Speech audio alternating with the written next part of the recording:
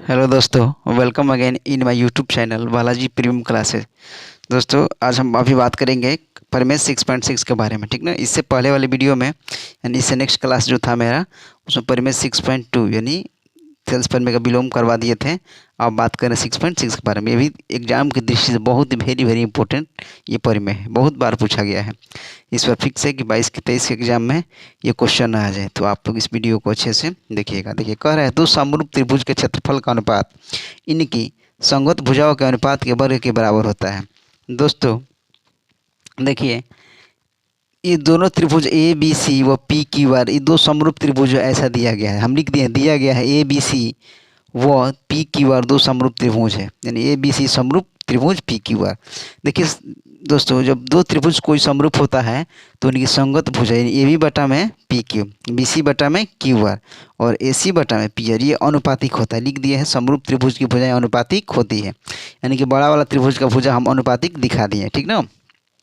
और जो सिद्ध करना है उस बात को हम लिख रहे हैं, ठीक। तो सिद्ध करना है कि, चलिए सिद्ध करना है कि यहाँ लिखेंगे सिद्ध करना है कि कह रहा है कि समरूप त्रिभुज के, कह रहा है कि समरूप त्रिभुज के यानी ये दोनों त्रिभुज ए बी सी व पी क्यू आर दोनों आपस में क्या है, समरूप है। तो कह रहा है समरूप त्रिभुज के क्षेत्रफल का अनुपात, क्षेत्रफल का अनुपात यानी कि एरिया ऑफ त्रिभुज ए बी सी, अनुपात है तो फिर बटा में एरिया ऑफ त्रिभुज पी क्यू आर। दोस्तों, अगर एरिया का मतलब होता है त्रिभुज ए बी सी का क्षेत्रफल, एरिया ए आर लगा दिए यानी एग्जामिनर समझ जाएगा आपका कि ये लड़का लिखा है त्रिभुज ए बी सी का क्षेत्रफल। एरिया ऑफ त्रिभुज पी क्यू आर यानी त्रिभुज पी क्यू आर का क्षेत्रफल, यानी इनके क्षेत्रफल का अनुपात दोस्तों इनकी संगत भुजाओं के वर्ग के अनुपात के बराबर होता है। देखिए कह रहा है इनकी संगत भुजाओं के अनुपात के वर्ग के बराबर होता है। यानी दोस्तों, यानी हम कह सकते हैं, देखिए ए बी भुजा क्या है, ए बी, ए बी के संगत कौन सा है, पी क्यू, तो पी क्यू का स्क्वायर कह रहा है तो स्क्वायर कर दो बराबर, तो बी सी भी तो इसका साइड है। अब बी सी का इक्वल कौन सा है संगत, क्यू आर, तो क्यू आर का होल स्क्वायर। उसके बाद बच गया मेरा ए सी, तो ए सी का संगत कौन सा है, पी आर, तो पी आर का स्क्वायर। यानी यही हो गया कि त्रिभुज के क्षेत्रफलों का अनुपात, त्रिभुज के क्षेत्रफलों का अनुपात उनकी संगत भुजा ए बी बटा पी क्यू का स्क्वायर बराबर होगा बी सी बटा क्यू आर का स्क्वायर बराबर ए सी बटा पी आर का स्क्वायर। दोस्तों यही बात हमको क्या करना, सिद्ध करना है। अब देखिए इसमें हम करेंगे थोड़ा सा कॉन्ट्रैक्शन यानी कि रचना। तो यहाँ पर लिखेंगे रचना। देखिए रचना इसलिए हम लिखेंगे क्योंकि इन दोनों त्रिभुज का हमें निकालना है क्षेत्रफल। और क्षेत्रफल तभी निकलेगा दोस्तों जब इसमें इस क्या होगा, समकोण त्रिभुज होगा, ठीक ना। समकोण होगा तभी लगाएंगे 1/2 आधार गुण ऊंचाई, ठीक। नहीं तो अब उसमें जाना पड़ेगा तो वो बहुत ही लेंदी हो जाएगा। दोस्तों यहाँ से हम डाल दिए रचना, शीर्ष ए से भुजा बी सी पर लंब डाला, वो शीर्ष पी से भुजा क्यू आर पर लंब डाला। तो हम लिख रहे हैं शीर्ष ए से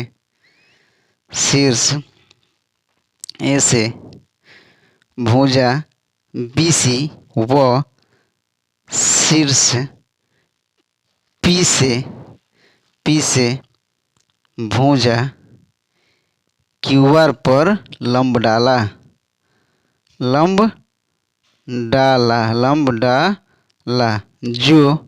जो ये भी लिख दो, जो ए एम लंब है बी सी व पी एन लंब किस पर है, क्यू आर पर। ये भी दिखा दो, जो ए एम, देखो ए एम लंब है भुजा बी सी पर और पी एन लंब है भुजा क्यू आर पर, 90 डिग्री का कोण बना रहे हैं। तो ये चीज़ हम लिख दिए। अब चलिए दोस्तों, अब एक एक करके त्रिभुज का क्षेत्रफल निकालते हैं। अब अगर आएंगे हम त्रिभुज ए बी सी में, ठीक ना, त्रिभुज ए बी सी में यानी इस वाले में ए बी सी में, तो त्रिभुज ए बी सी का क्षेत्रफल लिखेंगे त्रिभुज ए बी सी में, यानी कि एरिया ऑफ त्रिभुज ए बी सी, एरिया लगा देंगे यानी कि हम निकाल रहे हैं त्रिभुज ए बी सी का क्षेत्रफल। तो ये हो जाएगा 1/2 आधार गुणे ऊंचाई। त्रिभुज का क्षेत्रफल ये होता है ना समकोण त्रिभुज में, 1/2 आधार गुणे ऊंचाई। देखिए 1/2 आधार क्या हो जाएगा दोस्तों, आधार क्या हो जाएगा, बी सी होगा ना, आधार क्या होगा बी सी, तो बी सी यहाँ पर लिखेंगे बी सी इंटू ऊंचाई क्या होगा, देखिए इस त्रिभुज का हाइट क्या है, ए एम, यही तो शीर्ष लंब है ऊंचाई ए एम, तो ये हो जाएगा मेरा ए एम। चलिए समीकरण इसको मान ले रहे हैं हम 1। अब लिखेंगे पुनः पुनः त्रिभुज पी क्यू आर में, त्रिभुज पी क्यू आर में इसका भी निकाल देंगे हम क्षेत्रफल, यानी कि एरिया ऑफ त्रिभुज P Q are, area of त्रिभुज पी क्यू आर क्या हो जाएगा 1/2 आधार, आधार क्या है इसका, देखिए आधार क्या है क्यू आर, आधार क्या हो जाएगा Q R, P Q are में आधार हो जाएगा क्यू आर, उसका ऊंचाई होगा दोस्तों शीर्षलम क्या हो जाएगा पी एन, क्या हो जाएगा पी एन, तो इसका शीर्षलम हो जाएगा मेरा पी एन। समीकरण 2। अब देखिए अनुपाती कर रहा है ना, अनुपात में कर रहा है तो क्या कर देंगे हम, तो चलिए दोस्तों इन दोनों त्रिभुज के क्षेत्रफल क्या करेंगे हम अनुपात कर देंगे। ठीक, अनुपात कह रहा है यहाँ पर ना, अनुपात करना है ना, तो अनुपात करिए इसका। ठीक, अनुपात करिए, यानी कि लिखेंगे एरिया ऑफ त्रिभुज ए बी सी बटा में एरिया ऑफ त्रिभुज पी क्यू आर बराबर, देखिए इसका मान कितना आया है, इसका मान आया है 1/2, 1/2 बी सी गुणे A M, B C into A M divide by ये आया है 1/2 क्यू आर आया है ना, Q R into P M P N, ये क्यू है। देखिए 1/2 से 1/2 मेरा क्या हो गया कैंसिल हो गया, तो ये देखिए दोस्तों यहाँ पर आया मेरा एरिया ऑफ त्रिभुज ए बी सी बटा में एरिया ऑफ त्रिभुज पी क्यू आर, इसका जो रेशियो आ गया हमको मेरा मिला B C into A M बटा में क्यू आर बटा में पी एन, यही ना मिला बी सी बटा में क्यू आर ए एम बटा में पी एन, यानी जो मेरा फाइनली जो इसका अनुपात है ये आया। ठीक ना, इसको हम मान लें समीकरण ए, समीकरण ए, क्योंकि 1 2 मान लिए हैं तो इसको मान लें समीकरण ए। ठीक, यहाँ तक शायद आप लोगों को बात समझ में आ गया होगा। ठीक, तो अब हम देखिए अब बात करते हैं आगे की तरफ। ठीक ना, चलिए देखिए यहाँ तक बात समझ में आ गया होगा।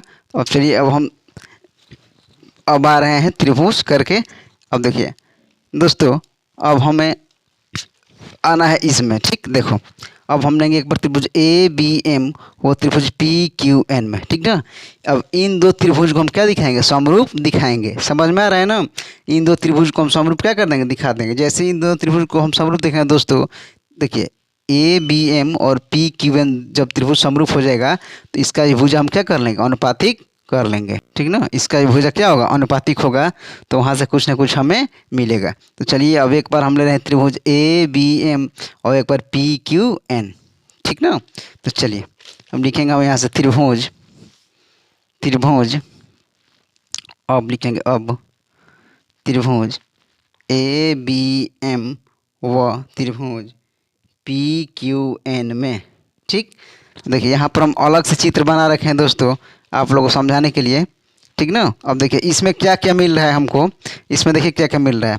इसमें जब ये दोनों त्रिभुज समरूप है बड़का, ठीक ना, जब दोनों त्रिभुज क्या आपस में, देखिए ये दोनों त्रिभुज क्या है आपस में, यहाँ पर हम रफ कार्य ले लिए हैं, ये बड़ा वाला त्रिभुज दोनों समरूप है ए बी सी और पी क्यू आर आपस में क्या है समरूप है। दोस्तों जब ये दोनों त्रिभुज समरूप है तो समरूप त्रिभुज होता है तो उसका कोण भी बराबर होता है, संगत भुजा का अनुपात भी क्या होता है आपस में बराबर होता है।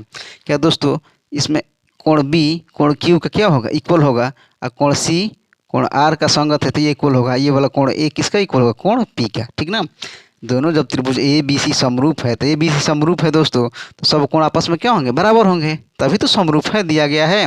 ठीक ना, तो चलिए एक ये हो जाएगा मेरा कोण बी कोण क्यू का। ठीक ना, ये लेंगे जब ए बी एम लिए हैं तो कोण बी लेंगे, पी क्यू एन त्रिभुज लिए हैं तो कोण क्यू लेंगे। ठीक ना, तो चलिए देखिए एक मेरा कोण बी और कोण क्यू बराबर हो जाएगा और एक मेरा 90 डिग्री, कोण एम और कोण एन क्या हो जाएगा 90 डिग्री। तो दो कोण जब किसी त्रिभुज का दो कोण बराबर होते हैं दोस्तों तो तीसरा कोण ऑलरेडी क्या होता है मेरा इक्वल होता है, इस नियम से हम क्या करेंगे इसको। तो चलिए दोस्तों इन दोनों त्रिभुज में कोण बी बराबर हो जाएगा कोण क्यू, क्योंकि त्रिभुज ए बी सी समरूप है त्रिभुज पी क्यू आर का।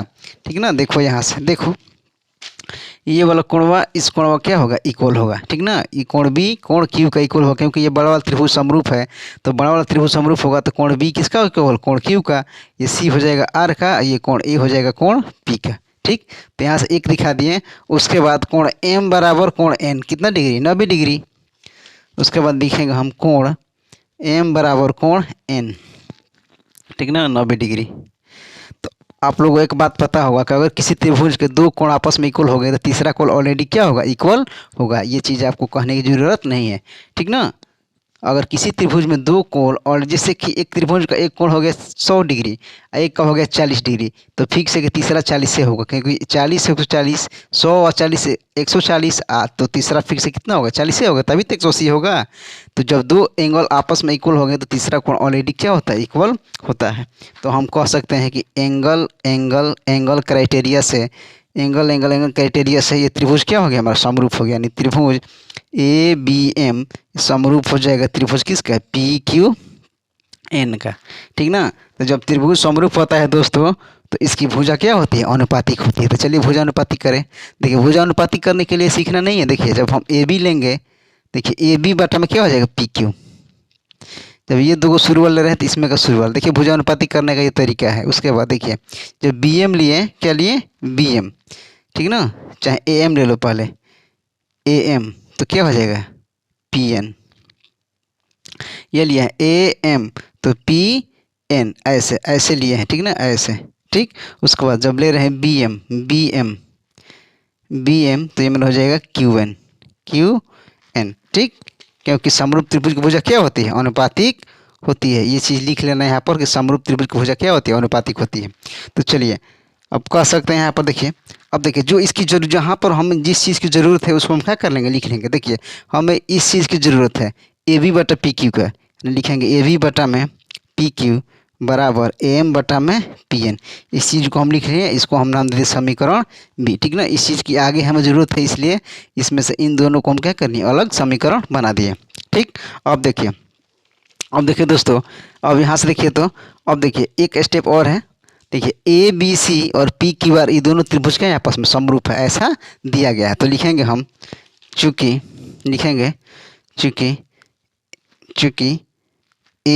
त्रिभुज ए बी सी समरूप है त्रिभुज पी क्यू आर का, दिया गया है। ये क्वेश्चन में ही, सवाल में ही क्या हुआ था, दिया गया, ठीक ना। ये दोनों त्रिभुज बड़ा वाला आपस में समरूप है। जब त्रिभुज समरूप है तो भुजा क्या होगी, अनुपातिक होगी। यानी कि लिख सकते हैं ए बी बटा में पी क्यू बराबर बी सी बटा में क्यू आर बराबर ए सी बटा में पी आर। ये समीकरण 1 से लिख सकते हैं, समीकरण 1 से, ठीक ना। इस समीकरण किससे, 1 से। देखो जब लिखवाए है ना, समरूप त्रिभुज की भुजा क्या होती है, ए बी बटा में पी की, बी सी बटा में क्यू आर, ए सी बटा में पी आर। यानी इसको हम मान दे रहे हैं समीकरण ए, या कुछ भी मान दो यार। यानी यहाँ से हम लिख दिए कि जब दो त्रिभुज समरूप होती है तो भुजा क्या होती है, अनुपातिक होती है, ठीक ना। तो चलिए यहाँ से हम इस चीज़ को लिख दिए, जब दोनों त्रिभुज समरूप है तो भुजा अनुपातिक दिखा दिए, अनुपातिक दिखा दिए। अब देखिए यहीं से इस क्वेश्चन को हल होगा। चलिए ये दिया गया है, जब दिया गया है तो भुजा अनुपातिक दिखा दिए। अब देखिए तो यहाँ से दोस्तों, अब देखिए यहाँ से एक बात आप लोग क्या करिए, यहाँ से देखिए तो अब समीकरण 1 में क्या दिया गया है, देखो तो समीकरण 1 में, ये देखो मेरा समीकरण 1 कहाँ दिए, समीकरण 1 नहीं ए, ये देखो ए, एरिया ऑफ त्रिभुज ए बी सी बटा में एरिया ऑफ त्रिभुज पी क्यू आर का जो क्षेत्रफल है, क्षेत्रफल का अनुपात है बी सी बटा में क्यू आर गुण ए एम बटा में पी एन, ये आया है ना। तो इसको हम लिखेंगे, वहाँ पर लिखेंगे समीकरण ए से, समीकरण ए से क्या आया था मेरा, एरिया ऑफ त्रिभुज ए बी सी बटा में एरिया ऑफ त्रिभुज पी क्यू आर का जो रेशियो आया था दोस्तों, ये आया था मेरा, देखो बी सी बटा में क्यू आर, बी सी बटा में क्यू आर गुना ए एम बटा में पी एन, ए एम बटा में पी एन, ठीक। ये चीज़ हम लिख लिए। चलिए ये लिखने के बाद अब देखिए यहाँ से चेंजिंग होगा, ठीक। क्या चेंजिंग होगा, अब देखिए तो देखिए बी सी बटा में क्यू आर, बी सी बटा में क्यू आर, देखिए बी सी बटा में क्यू आर, तो बी सी बटा में क्यू आर का जगह दोस्तों बी सी बटा में क्यू आर, बी सी बटा क्यू आर बराबर है ए बी बटा पी क्यू का, है कि नहीं है। देखो यहाँ से बी सी बटा में क्यू आर किसके इक्वल है, ए बी बटा में पी क्यू का। तो क्या हम बी सी बटा क्यू आर का जगह लिख सकते हैं ए बी बटा में पी क्यू, ए बी बटा में पी क्यू, इसके इक्वल, इसके जगह पे देखो, अरे यार बी सी बटा में क्यू आर ए बी बटा पी क्यू इक्वल है कि नहीं है। तो क्या बी सी बटा क्यू आर का जगह पर हम ए बी बटा पी क्यू लिख सकते हैं, तो ज़रूर लिख सकते हैं। अब देखिए ए एम बटा पी एन, देखो यहाँ से एम बटा पी एन किसके इक्वल है, ए बी बटा पी क्यू का। एम बटा पी एम किसके इक्वल है, पी एन ए बी बटा में पी क्यू का। तो देखिए दोस्तों ये एम बटा, यहाँ भी एम बटा पी एन किसके इक्वल है, ए बी बटा में पी क्यू का। तो यहाँ लिखेंगे ए बी बटा में पी क्यू। तो देखिए यहाँ से आ जाएगा हमारा A B into A B और P Q into P Q का क्या हो जाएगा, whole square. A B into A B का होल स्क्वायर और P Q into P Q का होल स्क्वायर, यानी कि ए बी बटा पी क्यू का क्या हो जाएगा, होल स्क्वायर। ठीक, देखिए अब देखिए तो यहाँ से अब लिखेंगे एरिया ऑफ त्रिभुज ए बी सी बटा में एरिया ऑफ त्रिभुज पी क्यू आर। देखिए दोस्तों ये मेरा ये जो फाइनली आ गया क्या, ए बी बटा में पी क्यू का होल स्क्वायर। ए बी बटा पी क्यू क्या आ गया, होल स्क्वायर। अब देखिए दोस्तों यहाँ से देखिए ए बी बटा पी क्यू किसके इक्वल है, देखिए ए बी बटा पी क्यू किसके इक्वल है, बी सी बटा के क्यू आर। देखिए ए बी बटा पी क्यू, ए बी बटा, देखिए यहाँ से ए बी बटा पी क्यू इक्वल है, ए बी बटा पी क्यू इक्वल है बी सी बटा क्यू आर का। यानी जब ए बी बटा पी क्यू का होल स्क्वायर है दोस्तों, तो क्या मेरा बी सी बटा पी क्यू का होल, बी सी बटा में क्यू आर का होल स्क्वायर होगा कि नहीं होगा, तो यहाँ से हो जाएगा। अब देखिए बी सी बटा क्यू आर किसके इक्वल है, ए सी बटा पी आर का। तो देखिए बी सी बटा क्यू आर, ए सी बटा पी आर, तो क्या बी सी बटा क्यू आर के जगह पर जब सब आपस में बराबर है तो ए सी बटा पी आर का भी तो होल स्क्वायर हो जाएगा, ठीक ना। जब ये तीनों आपस में बराबर है तो इसका स्क्वायर भी आपस में क्या होगा, बराबर होगा। जो यही हमें क्या करना था, सिद्ध करना था, जो हो गया मेरा प्रूव्ड। इस क्वेश्चन को दोस्तों अच्छे से उतार लीजिए और उतार कर फिर से एक बार वीडियो को मतलब चालू कर लीजिए और फिर से मिलाइए और अच्छे से समझिए। बहुत ही आसान तरीका में इसको हम समझाए हैं, ठीक ना। तो चलिए इसको चैनल को सब्सक्राइब कर लीजिए अगर वीडियो अच्छा लगा होगा तो। तब तक के लिए गुड नाइट, गुड बाय।